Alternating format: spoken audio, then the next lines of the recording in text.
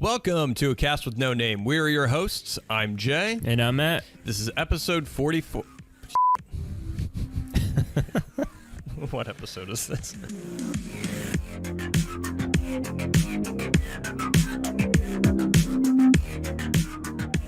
Welcome to A Cast with No Name. We are your hosts. I'm Jay. And I'm Matt. This is episode 44. This episode, we will be discussing James Gunn's new DCU slate, DC Cinematic Universe, slate of TV shows and movies. This was announced a couple weeks ago.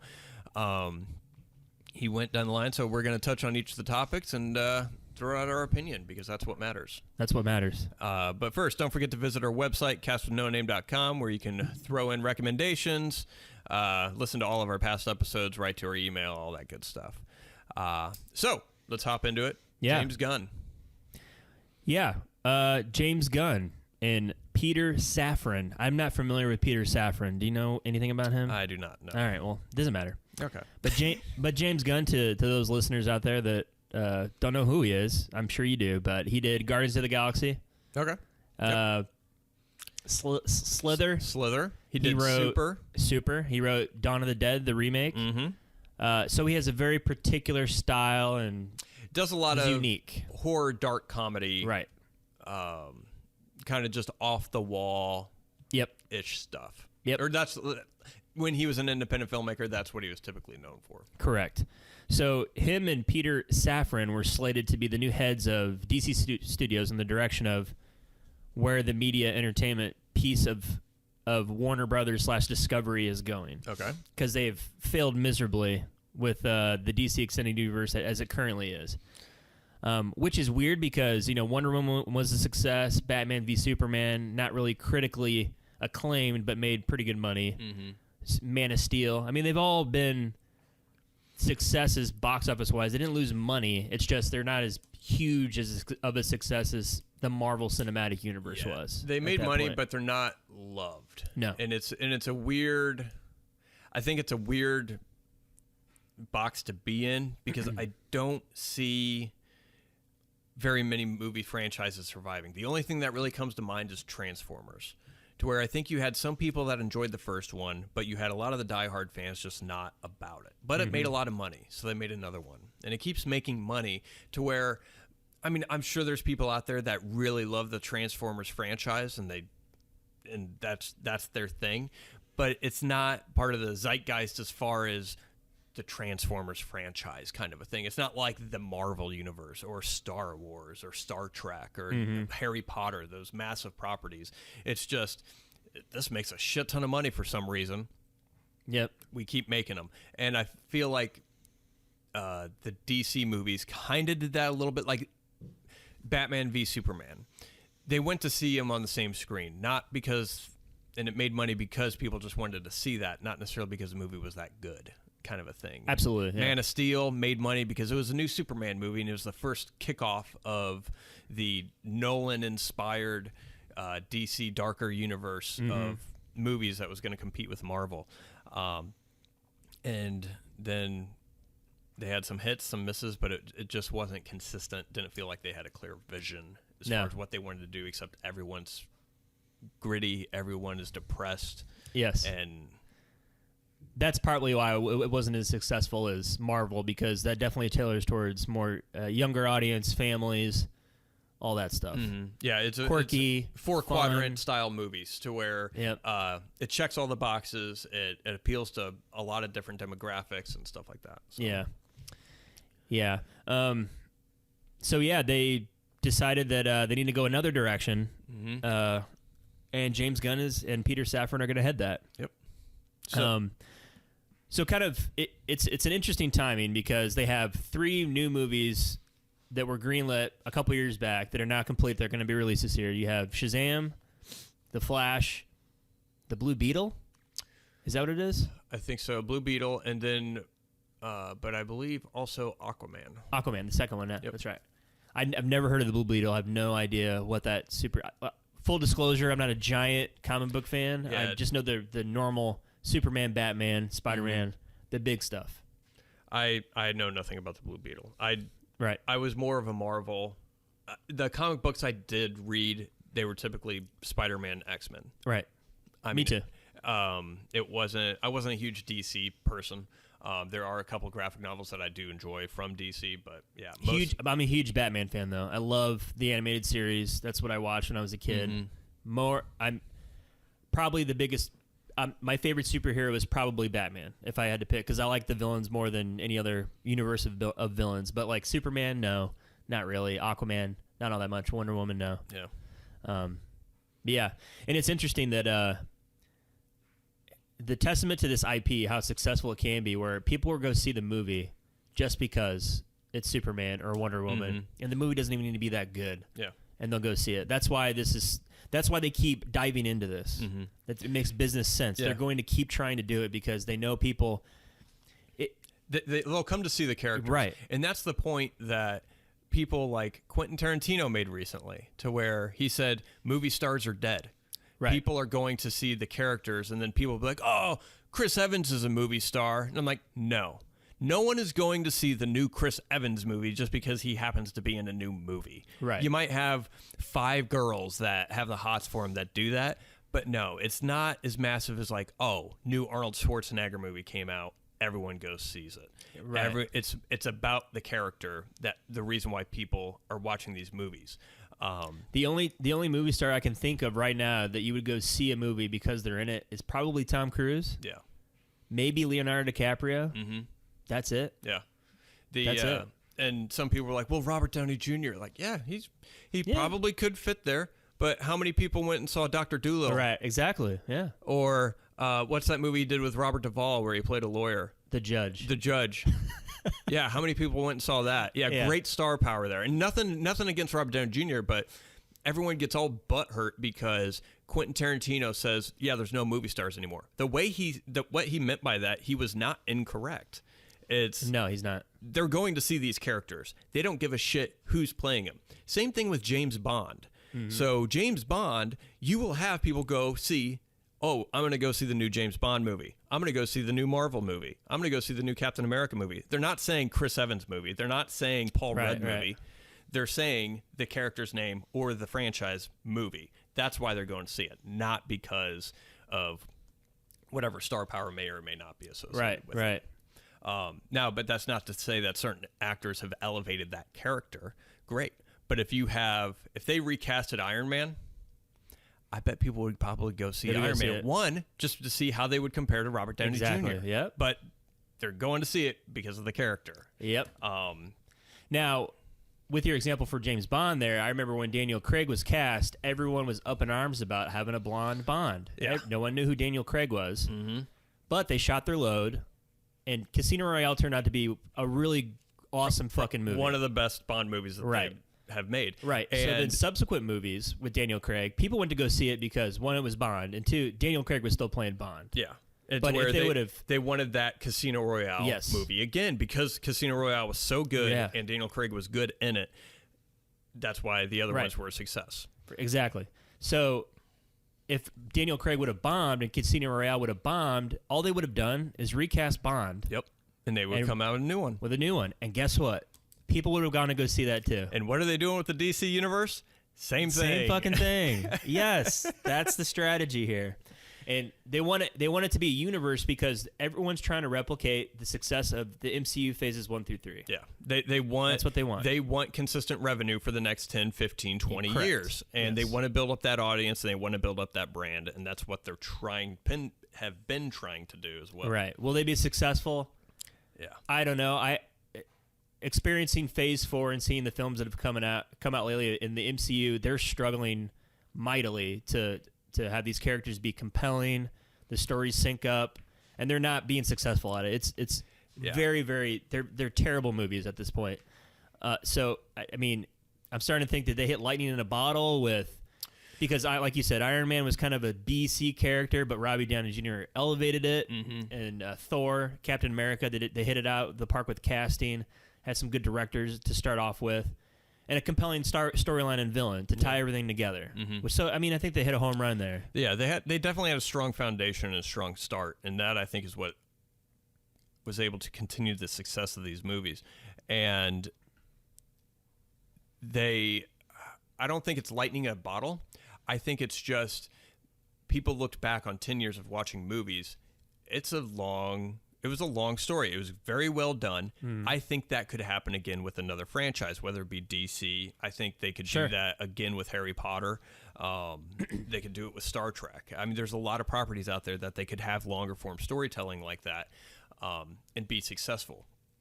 The problem is once you blow your load with Endgame and you complete a story, the difficult thing is finding a story, because because that's why sequels are tough. Sequels, when you do a movie sequel, you have to do it. One, a lot of people think you have to do it bigger than the first one because there has to be more stakes. There has to be more something. But when you boil down a story, the story should be, a good story will be the main character's most important event in his life. So any kind of story, it should be the main character. This is the most important story of his life.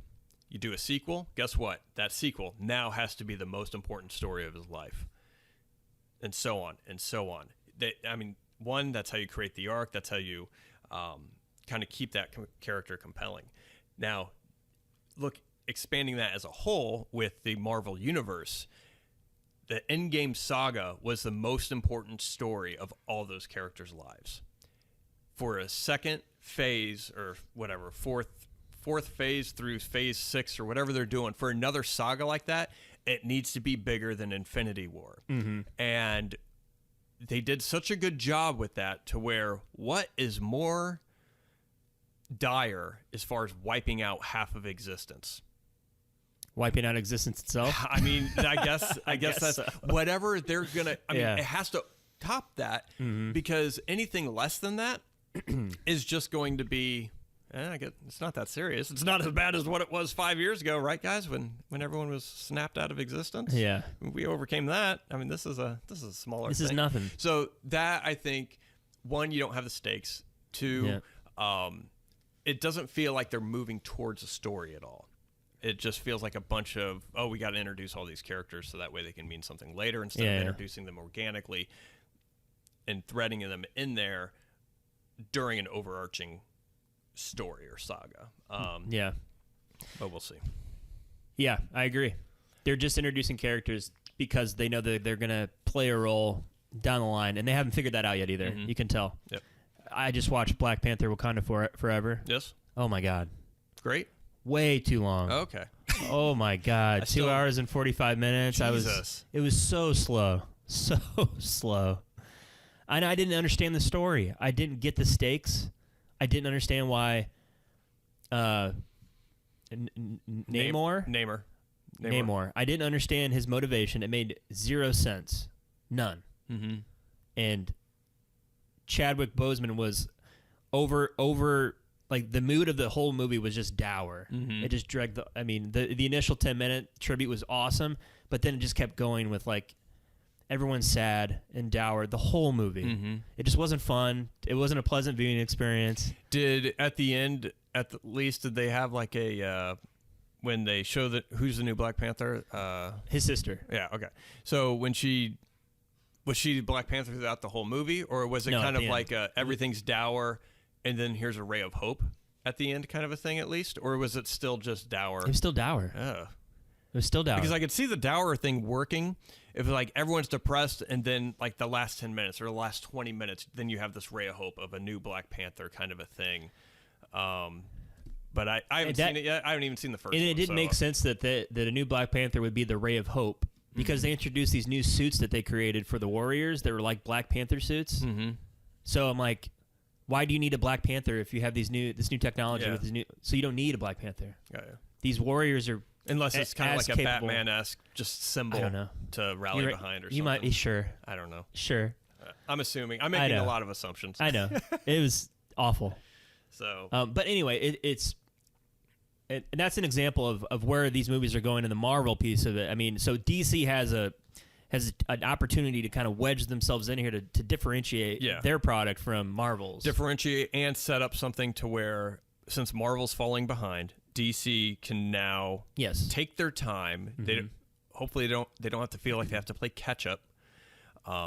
with some of this stuff because of the quality of Marvel going down, which I don't think is something that could be debated about. I don't think it's a debate. Yeah, it's pretty bad. Yeah, it's the content is pretty bad. Yeah, and so I think DC has a great opportunity to form their own path and create their own kind of thing. I mean, honestly, the only thing that I've enjoyed from Marvel over the past 2 years has been WandaVision, the first like 4 or 5 episodes, because it was just kind of a cool concept that I'd never seen before.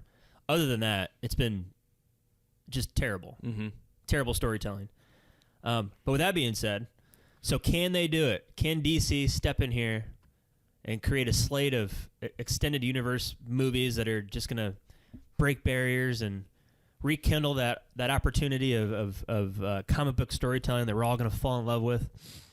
You be the judge. Me and Jay are going to walk through the slate that one James Gunn announced. Yep. And see what we think. Yep. I guess they're breaking it up into chapters. So James Gunn explained that the first chapter is Gods and Monsters. What that means, I don't know yet. But first, here's a clip of James Gunn introducing this. I just wanted Jay's thoughts on this little nugget that he says here. Hey everybody, I'm James Gunn. I'm the co-CEO of DC Studios. So as many of you know, DC has been disconnected in film and television for a long time. And it's one of, All right, stop there. All right, so you're the new head of DC Studios, and the first sentence that comes out of your mouth is, as you all know, DC Studios has been disconnected in film and television for a long time. Now, if I don't know who was the head before this, pick a name, I have no idea, like Jay. Yeah. Jay, you were the head, and you hear James Gunn say that, your immediately thoughts are like, fuck you, buddy. Yeah, definitely. Well, we talked about this a little bit. It's not a compliment sandwich. And yes, yeah. I like that he said that. It's kind of fun. Yeah, I mean, I'm not.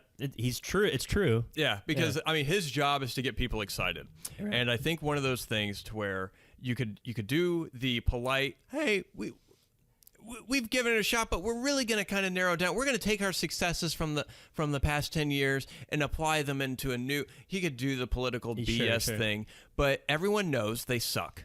And I think it's important, especially from someone coming that's the new head of that, saying, guys, look, we know this sucked in the past. We know. We're not going to throw out any kind of guesses or kind of niceties. We're not going to sugarcoat it. We're not going to pussyfoot around. Yeah. Damn it. Yeah. We're not going to beat around the bush. It obviously sucked. Yeah. So, and I think that does, I mean, because you need to be clear about your shortcomings. And if you say, well, we had some successes, which sure you did. People liked Wonder Woman, the first one. People liked Aquaman, seems to. I haven't seen it, but, and I haven't seen it.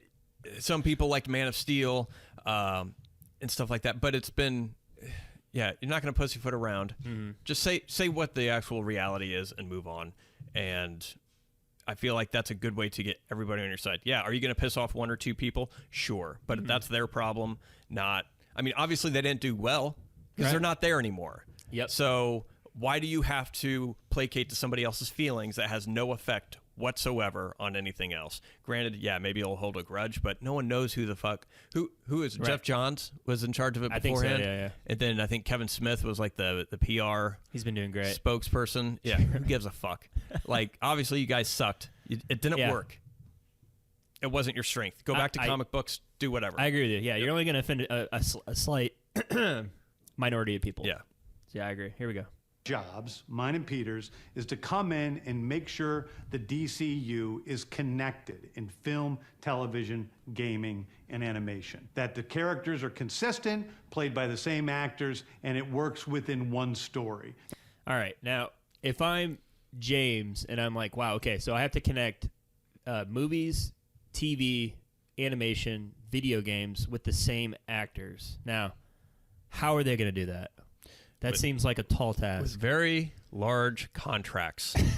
So, man, I don't think it's out of the realm of possibility, just simply because when they started doing the Marvel stuff and even Harry Potter's, I remember when Harry Potter came out, and they were like, oh, we have all the kids for all the movies. And there was some, like after the third movie, I think Emma Watson was debating about not doing it anymore. So I think they may have had breaks in their contract. But there was a lot of times to where sequels, a lot did not have the initial actor that was in it because the contracts didn't cover that. Once they started making Harry Potter and these Marvel movies, longer form storytelling, Star Wars, they would lock in these actors for 3 movies or more. So I think you could do that across video games and everything else to where, I mean, I think Chris Evans was contracted for like 9 or 10 things. When he was signed up. Same thing with Chris Hemsworth. Chris Hemsworth, I think, finally wrapped up his first initial contract with maybe Thor: Love and Thunder, because they had to be in set number of movies or whatever.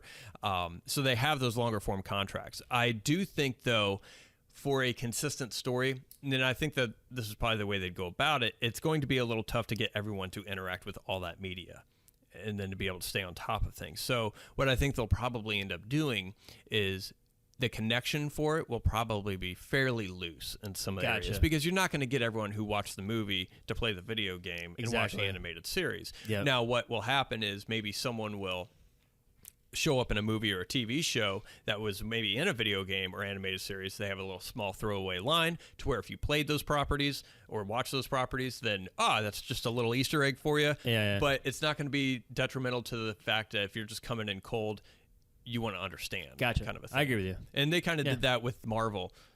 In Winter Soldier, they had some characters coming in from Agents of S.H.I.E.L.D., and that was on a couple episodes. And if you saw the episodes, great. But if you didn't, it didn't matter. It didn't matter. It you didn't even affect notice the it. story. I agree with you.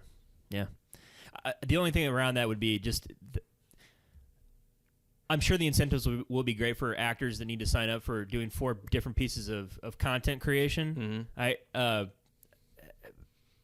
can already see like, I don't want to sign those contracts. And my artistic freedom and my artistic expression isn't going to be able to. I can't be loose on the world with these 10-year contracts. But then I would say, yeah, but you got to work for 10 years, and they're going to pay you a shit ton of money. So be free after 10 years. You have a job for 10 years. There you go. And a lot of this voiceover stuff, I mean, it's quick. I mean, you'll be voicing animated stuff, probably take you a week. Yeah. If all the scripts are written out. And then same thing with video games, and then the shit doesn't come out for another 2 years or however long it takes to develop the rest of the property. Have you seen that clip with Chris Rock and the Oscars? Not the slap. This was like years back where he talks about being the zebra on Madagascar. Oh. He's like, everyone says voiceover work is so hard. He's like, no, it's not. He's like, I say a line in 5 different ways, and then they give me $1 million. Yep. Yeah. So, you're probably right. All right, here we go. Last clip. If something is outside of that, like Matt Reeves' Batman or Todd Phillips' Joker or Teen Titans Go, that it is clearly labeled as DC Elseworlds, outside of the mainstream DCU continuity. All right, and that's the last thing I want to comment on. I actually like that strategy. I think that's a good idea. You have this IP, tell different stories with the same IP, and just label it something different. I think that's a good thing to do. Yep, I agree. Something different. And I think back in our first podcast, I think we probably touched on this to where... For the Batman, right? For the Batman, as far as having these standalone stories. Have them be... Because the next Batman could just be another standalone detective story. Right. And it could just be... That could just be a movie anthology series, like a David Fincher style detective noir story. You could still have your Todd Phillips Joker stuff. I think it's great because they're taking things they know that is success and they're not throwing it out. They're not doing throw out the baby with the bathwater. They're not starting from scratch. They're going to keep what's good and toss out what's not. I agree. So I mean, that strategy so far, I'm liking it. I'm interested in it. And me and Jay right now are going to go through the lineup here and see what we think, our initial thoughts. How interested are we in it? Et cetera, et cetera. So the first piece he has here is something called Creature Commandos, which is a 7-episode animated series written by James that is already in production. Originally a team of classic monsters assembled to fight Nazis. This is a modern take on the concept. What that means, I don't know yet. The voice actors have yet to be cast, but the executives are looking to find people who can voice the animated characters and also portray the live-action versions when the anti-heroes show up in movies and series. Okay. And some of the people on here, Frankenstein, which should be Frankenstein's monster. Sure. I'm one of those people. And then you have Bride of Frankenstein. So, yeah, I mean, what do you? I mean, are you? I'm not a big animated fan. I probably won't watch this. Yeah, I don't know. I have a feeling this is going to be a kids targeted property. Okay, all right. And I doubt they're doing a bloody cartoon unless they're doing something like Invincible. Yeah. Okay. But I have a feeling this will probably be aimed at younger audiences. Okay, like 13-year-olds, like a something all right. like a Teen Titans Go or something, like whoever's kind of watching that kind of thing. Okay, all right. But because that's probably what the universe is going to be, right? Like PG-13 area. Not. Do you think they're going to have like a standalone rated R? Not standalone. Just a rated R version of whatever character, and incorporate that into the extended universe. Maybe just because some of these shows, the way they described them, and like, I mean, we'll touch on it later, but Lanterns, they said it was going to be similar, like it's going to take place on Earth, and it's going to be similar to True Detective. Yeah. And I'm like, that feels like a James Gunn property, Yeah. kind of like a detective mystery with possibly some supernatural gore or something that they're going to have to This is where he has to solve. be careful. Yeah. I mean, you can't just dip your toe in the water, because like if you have kids, they're gonna go see this, like to 8, 9-year-olds, and they want to see like the Lantern show or the Peacemaker show because it's part of the extended universe. Parents are like, no, you can't watch. You're not watching that. Yeah. So I don't know if it'll go full True Detective, but I think that he'll definitely have some darker toned stories. Yeah. And maybe he'll just kind of cut out the gore, the violence, Right. and some of the things. I mean, me personally, I'm all for it. Go balls deep in the over 16 stuff. I'm good for it. They need to sell toys though. Yeah, they do. Absolutely. But yeah, Creature Commandos. I think that'll be a younger audience thing, which I think it'll be decent. I never heard of him, but I never heard of Guardians of the Galaxy before James Gunn got his hands on there. So he's good with ensembles. He's good with some of the weird characters. Quirky characters, yeah. Anyway, next one, Waller. Yes. Spinoff of Gunn's own HBO hit series, Peacemaker, and she's in the Suicide Squad movies, both of them. Mm-hmm. Viola Davis will return as the ruthless and morally ambiguous head of a government task force. It is being written by Crystal Henry, Watchmen fame, and Jeremy Carver, the creator of the Doom Patrol TV series. I mean, her character's okay. I mean, I didn't go see the Suicide Squad for Viola Davis or anything. I mean, she's pretty good in it. Mm-hmm. I don't know what the series is going to be about. Is it just going to be about Amanda Waller and her life, or is it about Amanda Waller and the task that she hands out to, I don't know, Suicide Squad or the Creature Commandos, or so I think insert superhero that she's going to be working with. I think that'll be kind of used to kind of introduce some of the other side characters, maybe. Yeah, it could just be. from time to time, just because she works in that realm as like far as a government agency, that she can kind of have her hand in a lot of different things or be exposed to a lot of different situations. So I mean, they could kind of expand the characters or introduce characters in that way.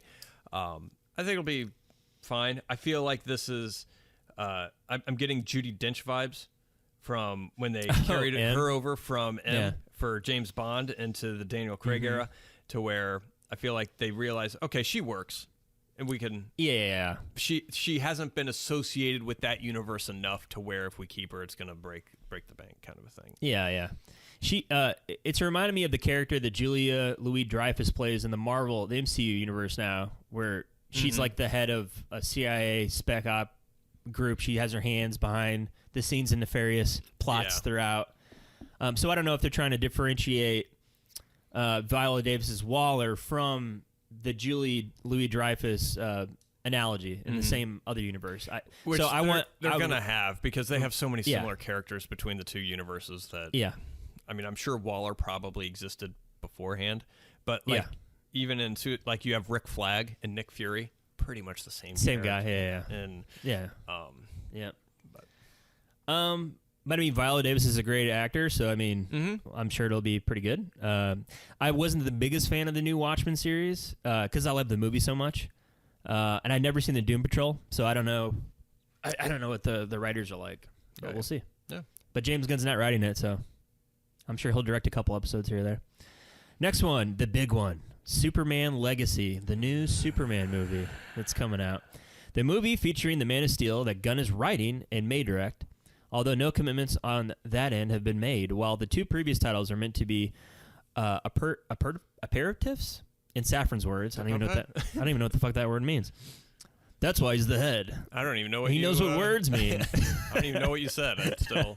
Superman is the true kickoff of the duo's DCU plans.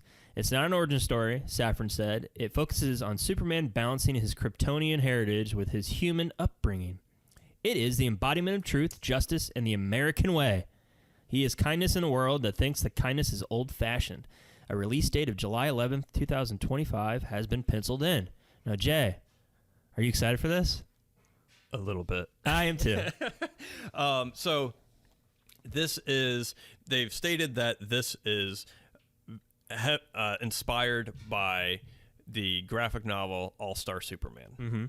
Mm-hmm. Did you ever read that? You have it, though. I know I have it. I gave it to you for a read, and I don't think you read it. This is my favorite Superman story. I haven't read a lot of Superman stories, but this is one of my favorites. And spoiler alert for All-Star Superman. Jump ahead 15 minutes. Sure. I don't know. But I'm getting into All-Star Superman, which you figure out in the first couple of pages of the book. Superman is dying. He rescues some astronauts that were floating towards the sun. He flies through the sun, rescues the astronauts. He ends up getting cancer.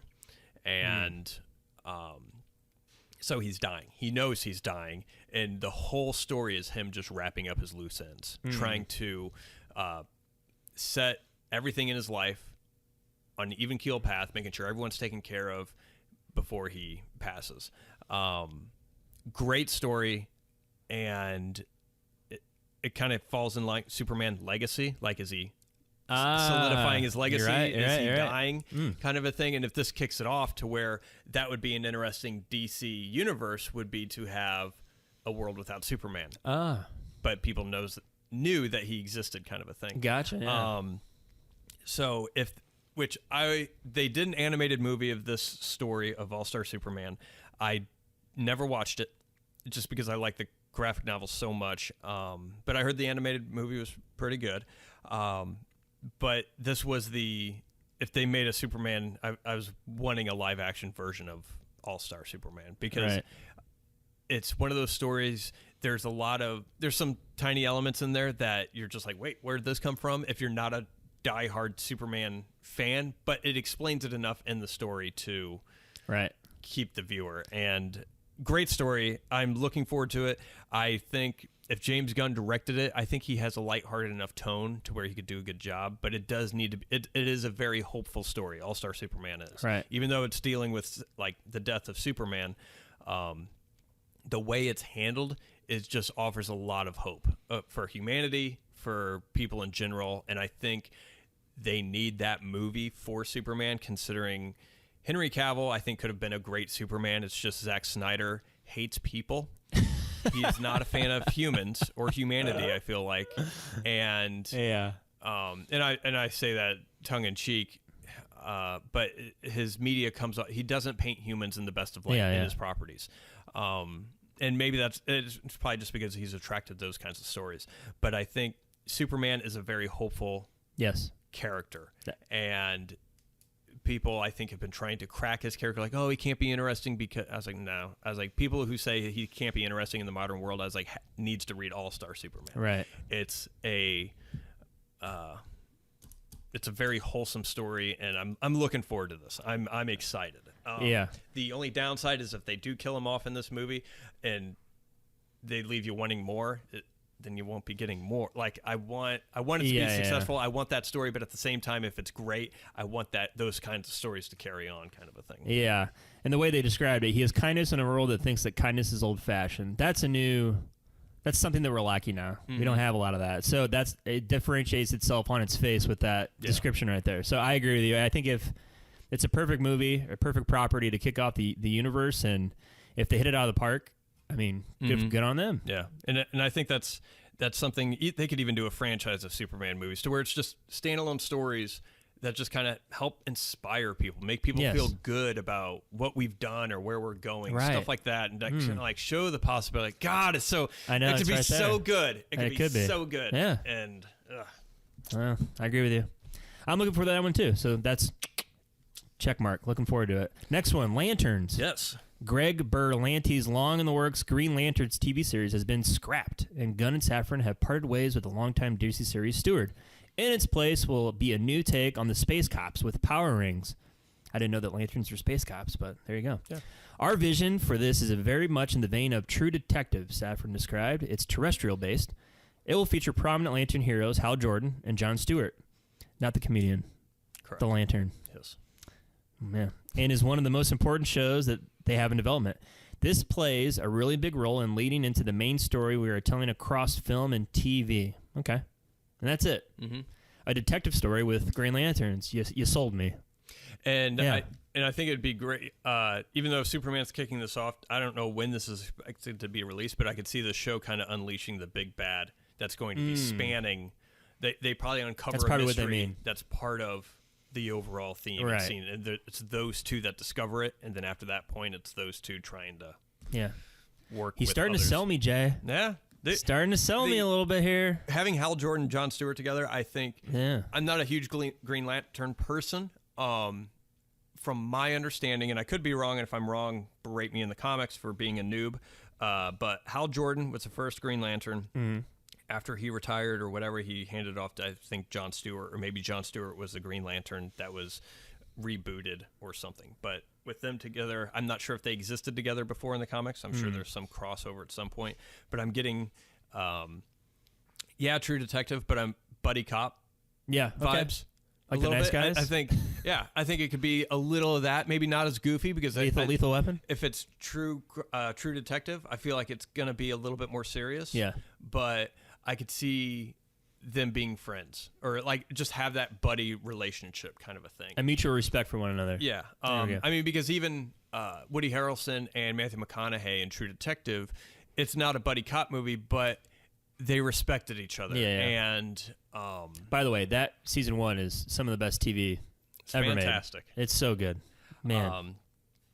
But yeah, I like that. I like the idea of it. I do too. I'm not a huge Green Lantern person, but that when they said True Detective on HBO, and I'm like, okay, you got me. Yep, yeah, I'm there. Well, Ryan Reynolds didn't do us any favors with that movie, that awful Green Lantern movie. All right, next up, The Authority, and this is where kind of when he starts to get into these like James Gunning, like, oh, have you never read The Authority? Like, no, James, there's a reason for that. Anyway, it's a movie based on a team of superheroes with rather extreme methods of protecting the planet that first originated in the late 1990s under an influential imprint known as Wildstorm, run by artist and now head of DC Publishing, Jim Lee. Quote, one of the things of the DCU is that it's not just a story of heroes and villains, said Gunn. Not every film and TV show is going to be about good guys versus bad guy. Giant things from the sky come and good guy wins. There are white hats, black hats, gray hats, added Safran. They are kind of like Jack Nicholson and A Few Good Men. They know that you want them on the wall, or at least they believe that. Okay, I don't... all right. Like you mentioned before, he did do Guardians of the Galaxy, which no one ever heard of. So he can bring C-list, D-list characters to light and make it enjoyable. Mm-hmm. That description doesn't make that much sense. Like when you say something it's not a good guy versus bad guy, they're kind of like they're in the gray zone. Oh yeah, they're so different. It's like, okay, well, at some point you're either good or bad. Mm-hmm. So that's just a different way of describing. It's not like clear that they're good or it's not clear that they're bad. You can like interpret it, but that's been done multiple times before. So at the end of the day, it's like, are the characters interesting? Are you going to write a good story? Mm-hmm. Is it going to be good? What do you think? I know nothing about The Authority. I don't either. I haven't heard it. First time I heard it was when they released a slate. Going on past experience, I enjoyed... I did not watch the first Suicide Squad. I watched the second Suicide Squad. Uh-huh. I enjoyed it. Yeah. I knew I would not enjoy the first Suicide Squad. It's not very good. So I didn't watch it. There you because go. I heard it's not very good. It's not very good. So when everyone says something is not good, it's probably loved, not good. you would have loved Jared Leto as the Joker. You could. I think if you watched it, you would be like, "This is the worst." This is the worst. Well, it's all right because he is the worst. Yeah. There you go. And obviously I enjoyed Guardians of the Galaxy. Yeah.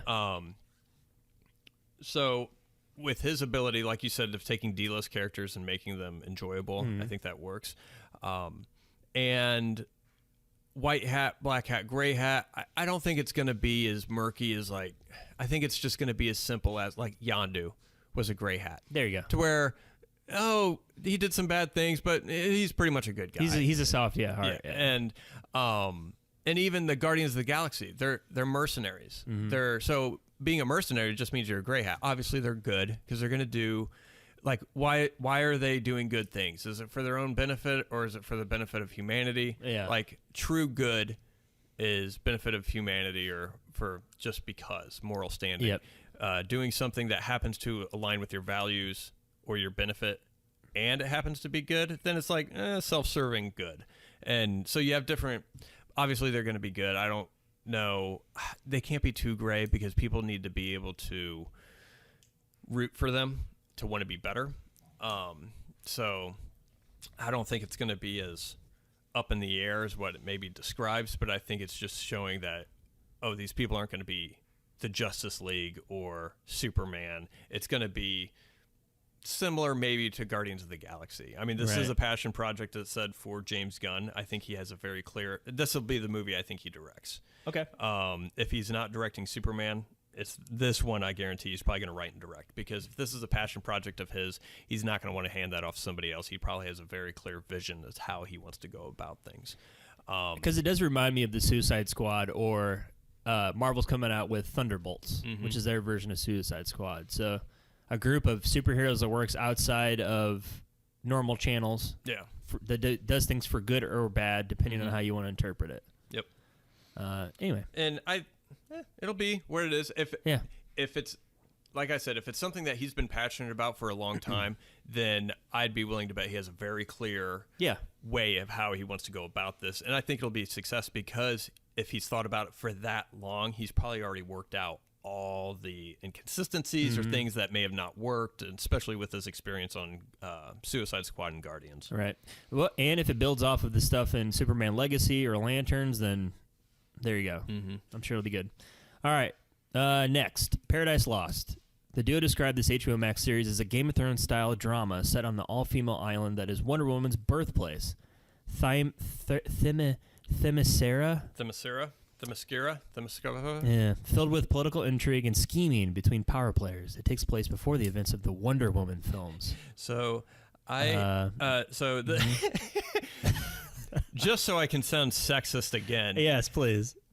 This is going to be a very difficult thing to crack. Not that it can't be done, but I can see if this is, because Paradise Island is populated by the Amazons, Amazonian women. And you're going to have a Game of Thrones style political intrigue style show, which it'll just be a bunch of Cersei Lannisters talking.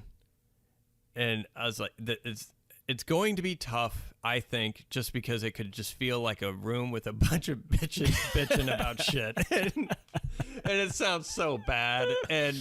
But I do think that is a risk, especially with the not to say that people who like comic books are neckbeards or whatever, but it's bad enough when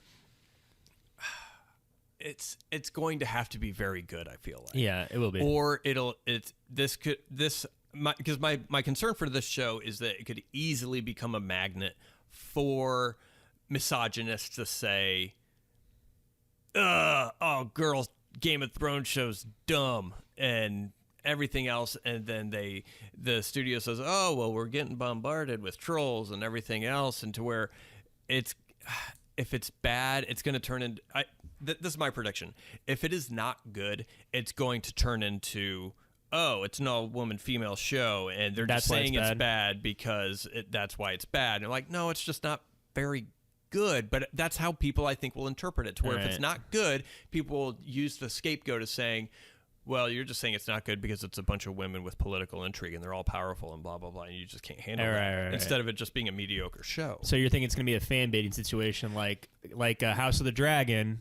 People thought, oh, you're not going to like it because you're racist or whatever. Turns out it's a good show. And it went away. Yeah, and it could be good, but right. it's tough to... Versus Rings of Power, where everyone's like, oh, you don't like it because it's diverse. Yeah. And you're just a racist. Yeah. Like, no, the show's not good. It's just not good. It's not good. Yeah. So I think that'll be a property to where you're going to get some social media, caught in a social media feedback loop on it. I agree. But again, it's. I hope they get writers that know how to write for women, because there are some. You have some people that can write for women. And some people that can't. James Cameron gonna write this? He probably could. He could be a story supervisor, a consultant. Yeah, but I mean, you have things to where it's tough because the whole Anna Gunn situation with Breaking Bad, where she received hate mail and everything else because of her character. Her character was not wrong, but it came off as irritating and annoying because you were invested into Walter White and Jesse, and she was kind of going against them at times, which made you dislike her. They need to have some very clear heroes, people to root for in this, and I think it could be good, but I think it could be a lightning bolt for... You're walking a very fine line here. Yeah. And which I wish it wasn't the case, but it's the world we live in. It's the world we live in, man. So I agree. But I think Game of Thrones style political intrigue show, I think I'll give it a shot. I think that could be interesting. Yeah. Alrighty then. Next one. The Brave and the Bold. This is the introduction of the DCU Batman. I have this as Batman and Kids. Go ahead. Sorry. It's all right. That'd be a great title. Batman and the Kids. Jesus. Anyway, it's a Bruce Wayne and also introduces our favorite Robin, Damian Wayne, who I've never heard of, who is a little son of a bitch. The movie will take inspiration from the now classic. I love that. The now classic, even though how is it now classic if most people haven't heard of it? But anyway, Batman run written by Grant Morrison that introduced Batman to be a son he never knew existed, a murderous tween raised by assassins. It's a very strange father and son story. And importantly, it'll feature a Batman not played by Robert Pattinson.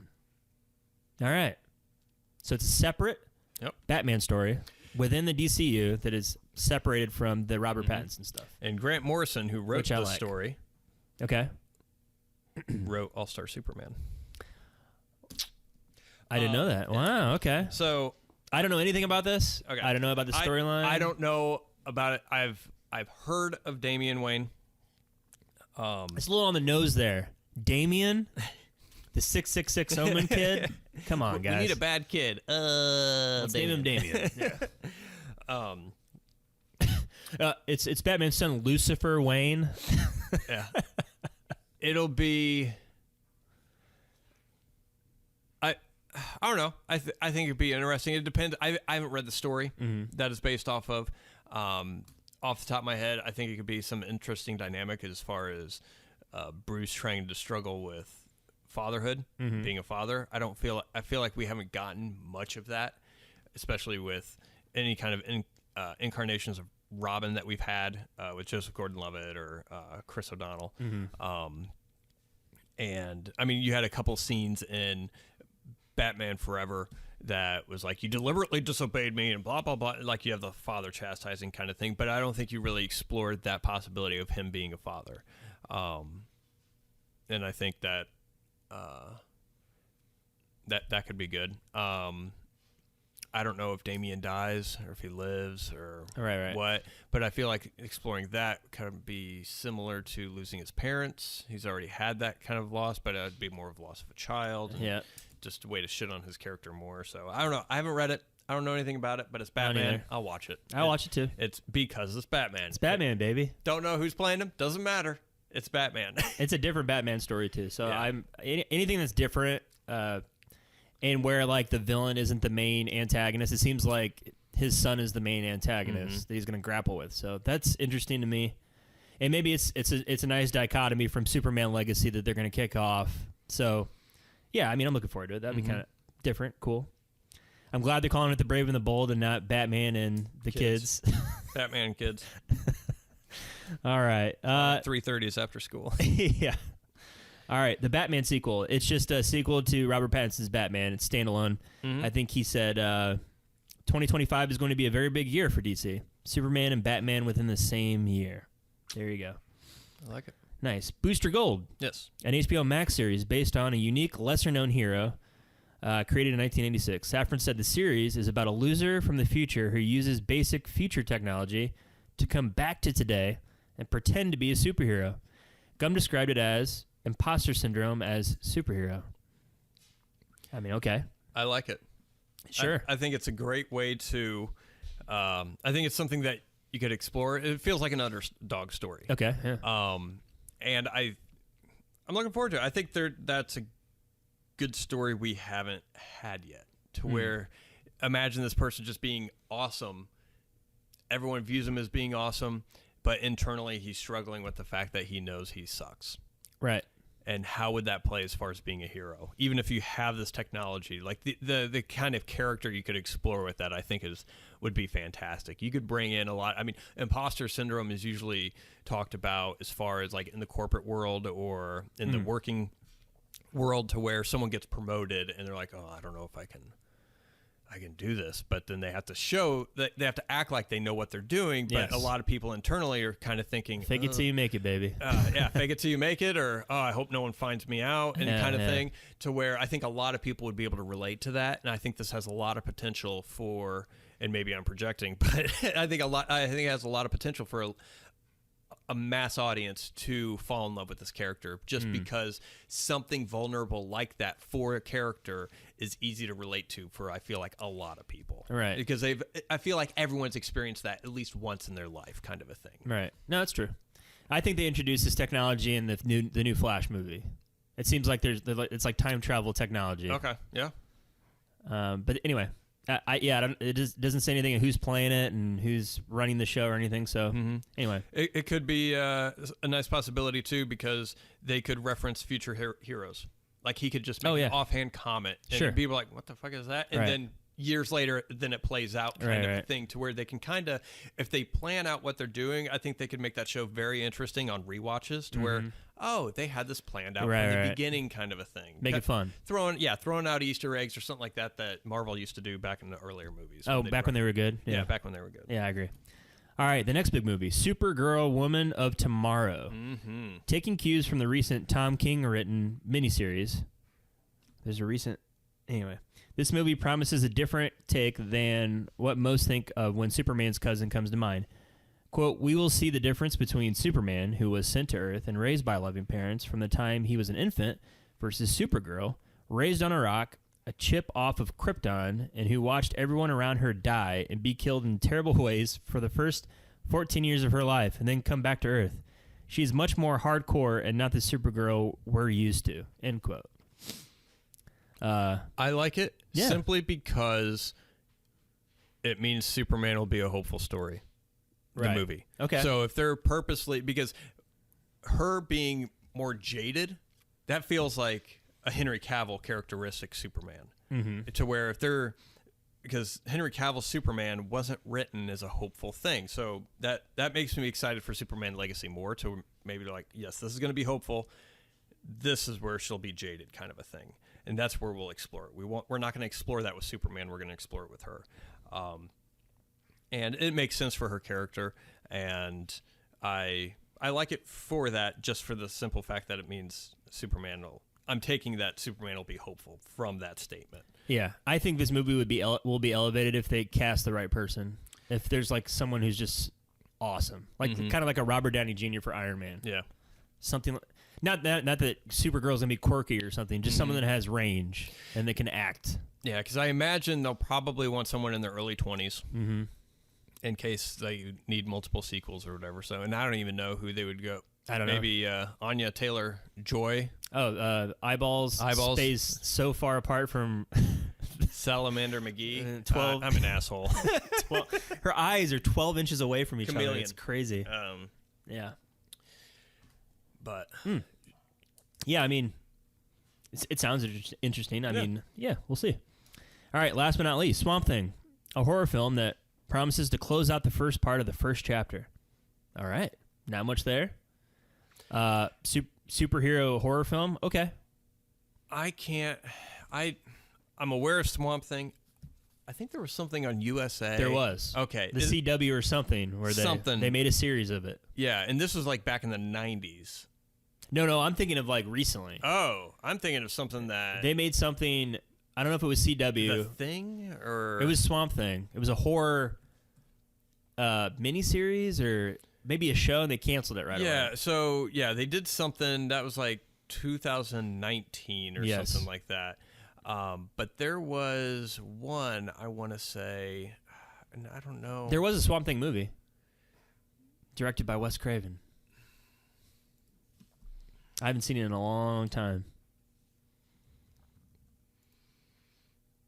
Okay, so there was a 1982 film. DC plot. I think there was a spinoff of... I want to say there was a TV. And there was a sequel. Okay, yeah. In July 1990, USA Network premiered Swamp Thing television series. Yep. That's what I remember, because I remember the voice being memorable.